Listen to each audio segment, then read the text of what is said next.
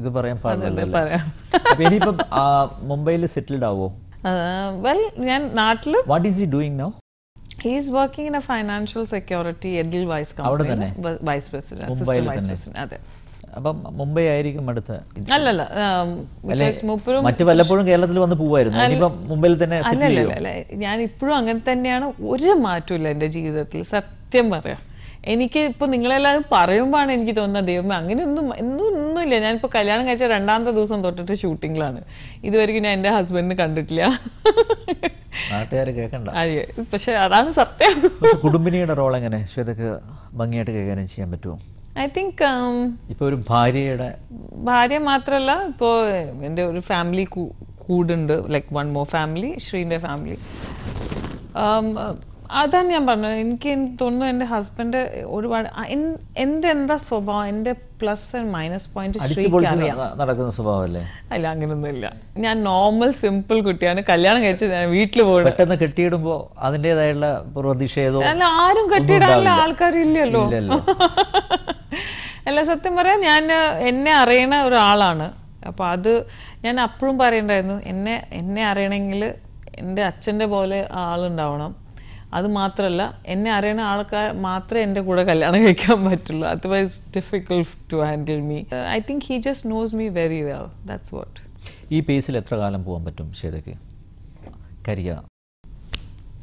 God nose. അല്ല, വേറെ എന്തെങ്കിലും കരിയറിനെ കുറിച്ച് ആലോചിച്ചിട്ടുണ്ടോ? സ്വന്തമായിട്ട് ഒന്നുമില്ല. ഐ തിങ്ക് ബിസിനസ് സ്ഥാപനം വല്ലതും തുടങ്ങാൻ? ഒന്നുമില്ല. ഭർത്താവുമായി ചേർന്ന്? ഒന്നുമില്ല. Dance school? I don't know whether my husband has any plan, but I don't know. അങ്ങനെ ഡ്രീംസ് ഒന്നുമില്ലേ ഫ്യൂച്ചർ? ഇങ്ങനെ അഭിനയിച്ച് അടിച്ചു പൊളിച്ച് കേരളത്തിൽ നിന്ന് ഹൈദരാബാദ് തിരിച്ച് ചെന്നൈ, ബാംഗ്ലൂർ, ഹോളിവുഡ്. എന്തോ ഇടയ്ക്കൊരു ഇത് വന്നു, ഓഫർ വന്നിരുന്നില്ല, എന്തായി അത്? അല്ല, അതിന് അവര് ഒരു ഫുൾ വർഷം, ഈ 2011 ഫുള്ള് ചോദിച്ചിട്ടുണ്ടായിരുന്നു. It is difficult. It's a very big film. പക്ഷെ അതിന് ഒരു ഫുൾ നമ്മൾ 11 മാസം അവർക്ക് വേണമുണ്ടായിരുന്നു. ഓൾറെഡി ഇവിടുത്തെ കമ്മിറ്റ്മെന്റ് എടുത്തു കഴിഞ്ഞിട്ടുണ്ടായിരുന്നു. അത് ഹോളിവുഡ് ചിത്രമാണോ? അതെ, Hollywood. It was a very big film and നല്ല റോളാണ്ടായിരുന്നു. It was a queen of Egypt. നല്ല വലിയ, ഇറ്റ്സ് എ ബിഗ് ഫിലിം. അവർ 2010 ഒരു മിഡിലാണ് എന്നോട് പറഞ്ഞിട്ടുണ്ടായിരുന്നു, 2011 ഫ്രം ജാനുവരി ടു ഒക്ടോബർ വരെ അവർക്ക് വേണമെന്ന്.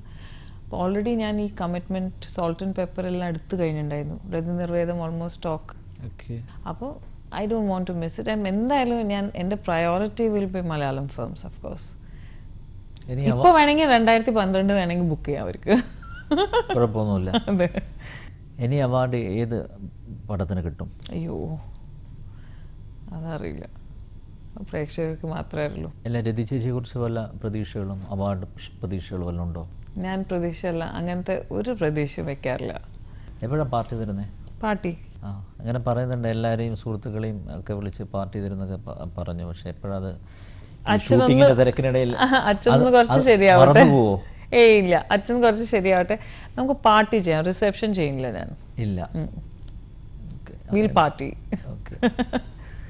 കഴിഞ്ഞ വർത്തമാനത്തിൽ ഒരു പാട്ട് പാടിയായിരുന്നു വർത്തമാനം അവസാനിപ്പിച്ചിരുന്നത്. അന്ന് ഞാൻ പറയും ചെയ്തു, പാട്ട് കേട്ട് എവിടെന്നെങ്കിലും. ആരും വിളിച്ചില്ല കേട്ടോ അനിലേട്ടാ, അതുകൊണ്ടാണ് ഞാൻ പാട്ട്. ഞാൻ ഏതൊരു പത്രത്തിലിടക്ക് കണ്ടു ശ്വേത എന്ന് പറഞ്ഞിട്ട്. അത് ശ്വേത മോഹനാണ്. ശ്വേത എന്ന് പറഞ്ഞപ്പോൾ ഞാൻ വിചാരിച്ചു വർത്തമാനം കഴിഞ്ഞ് ഒരു 2 ആഴ്ച കഴിഞ്ഞപ്പോഴാണ് പത്രത്തിൽ വന്നത്.